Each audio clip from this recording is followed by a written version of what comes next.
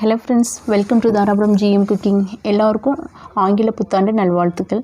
இன்றைக்கி நம்ம கேரட் பொரியல் சிம்பிளான முறையில் எப்படி செய்கிறதுங்கிறத பார்க்கலாம். அதுக்கு ஒரு பேனில் எண்ணெய் சேர்த்துட்டு அதோட கடுகு ஆட் பண்ணிக்கலாம். கடுகு பொரிஞ்சோடனே ஒரு பெரிய வெங்காயம் நீல வாக்கில் கட் பண்ணி வச்சுருக்கிறேன், அதை சேர்த்துக்கிறேன். அதை மிக்ஸ் பண்ணி விடலாம். நீங்கள் தேவைப்பட்டால் சின்ன வெங்காயம் கூட சேர்த்துக்கலாம், அதுவும் டேஸ்ட்டு சூப்பராக இருக்கும். நம்ம இதில் பச்சை மிளகாயெல்லாம் சேர்க்க போகிறது இல்லைங்க. கேரட்டை வந்து நான் க்ளீன் பண்ணிவிட்டு இந்த மாதிரி வட்ட துண்டுகளாக கட் பண்ணி வச்சுருக்கிறேன். இந்த ஃப்ரைக்கு இந்த மாதிரி பீஸ் கட் பண்ணோம் அப்படின்னா தான் டேஸ்ட்டாக இருக்கும், அதனால் இப்படி சேர்த்துருக்குறேன். நீங்கள் வேண்டாம் அப்படின்னா நீங்கள் க்யூப்பாக கூட கட் பண்ணிக்கலாம். இதோட நம்ம வந்து காரத்துக்கு தேவையான அளவு வரமிளகாய் தூள் சேர்த்துக்கலாம். 1 ஸ்பூன் நான் சேர்த்துக்கிறேன். நீங்கள் உங்கள் காரத்துக்கு தேவையான அளவு சேர்த்துக்குங்க. உப்பு கொஞ்சமாக சேர்த்துக்கலாம். இதோட கறிவேப்பிலையும் சேர்த்துக்கலாம். நல்லா மிக்ஸ் பண்ணி விடலாம்.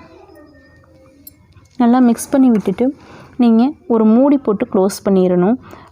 இடையில மட்டும் எடுத்து கிளறி விடணும். ஒரு 10லேருந்து 15 நிமிஷம் இது வந்து ரோஸ்ட் ஆகிறதுக்கு டைம் எடுத்துக்கும். நான் இரும்பு பேனாக இருக்கிறதுனால 10 மினிட்ஸில் முடிஞ்சிருச்சு. இப்போ மூடி போட்டு க்ளோஸ் பண்ணியாச்சு.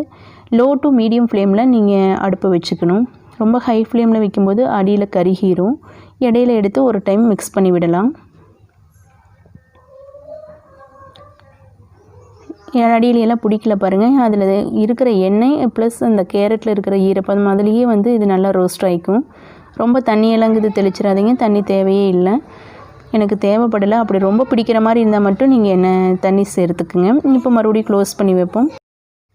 இந்த ஃப்ரை பார்த்திங்கன்னா தயிர் சாதம், ரச சாதம், சாம்பார் சாதம், அந்த மாதிரி எல்லா சாதத்தோடும் நல்லா பொருத்தமாக இருக்குங்க. கண்டிப்பாக நீங்கள் ட்ரை பண்ணி பார்த்துட்டு எப்படி இருந்துங்கிறத சொல்லுங்கள். இப்போ நம்மளோட கேரட் ஃப்ரை வந்து ரெடி ஆயிடுச்சு.